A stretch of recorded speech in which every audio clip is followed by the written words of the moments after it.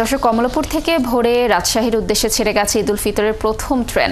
সারাদিনের রেলের সময়সূচি জানাতে কমলাপুর রেল স্টেশনে আছেন আমাদের সহকর্মী মাইনুল মারুফ। আমরা সরাসরি যুক্ত হচ্ছি মারুফের সাথে। মারুফ, সারাদিনের কর্মসূচিতে কয়টি ট্রেন চলাচলের কথা রয়েছে আজ, আর রেল কর্তৃপক্ষের ব্যবস্থাপনা কেমন দেখছেন ঈদুল ফিতরকে কেন্দ্র করে, জানাবেন।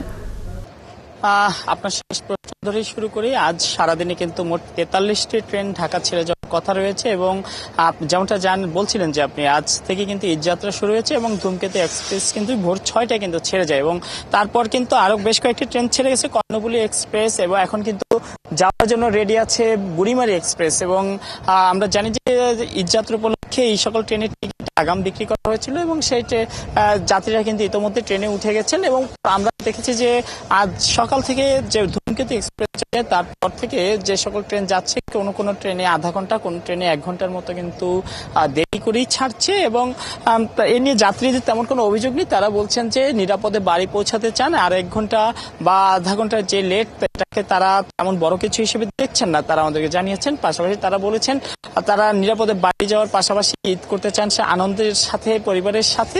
সেই লক্ষ্যে যাত্রাটা নিরাপদ হলেই তাদের কাছে চলবে এবং আমরা দেখছি যে কিছুক্ষণ আগেও কিন্তু আরেকটি ট্রেন ছেড়ে গেল এবং আরেকটি ট্রেন কিন্তু যাওয়ার জন্য একদমই রেডি এবং যদি বলি গত 23 মার্চ কিন্তু মূলত এই ট্রেনের টিকিট বিক্রি শুরু হয়েছিল।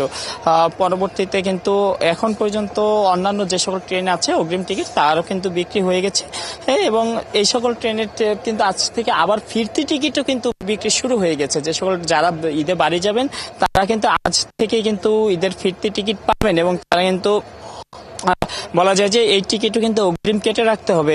পাশাপাশি যে সকল নিরাপত্তা ব্যবস্থা তা কিন্তু জোরদার করা হচ্ছে যাতে কোনো ধরনের দুর্ঘটনার বা কোনো ধরনের অগ্নিসংযোগের ঘটনা বা নাশকতার ঘটনা যাতে না ঘটে, এই লক্ষ্যে ট্রেনের স্টেশনগুলো থেকে নিরাপত্তা জোরদার করা হয়েছে।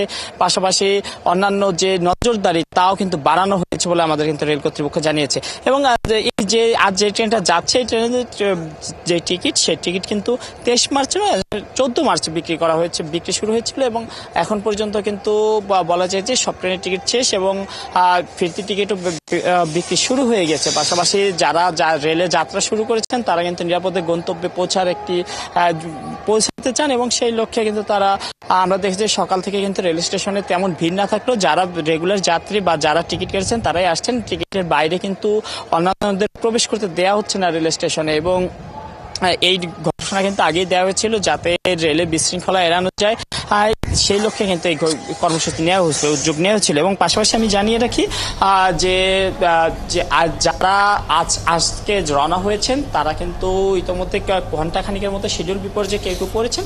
পাশাপাশি অন্যান্য যে ট্রেনগুলো সেগুলোতে কিন্তু বিপর্যয়ের সম্ভাবনা রয়েছে, তবে এর চেয়ে বেশি কিন্তু বিপর্যয় হতে দেখিনি আমরা শিডিউল বিপর্যয়। মারুফ, ধন্যবাদ আমাদের সাথে যুক্ত থাকার জন্য। আপনি থাকুন সেখানে, আমরা নিশ্চয়ই পরবর্তীতে আবার আপনার সাথে যুক্ত হয়ে কমলাপুর রেল স্টেশনের সর্বশেষ তথ্য দর্শকদের জানানোর চেষ্টা করব।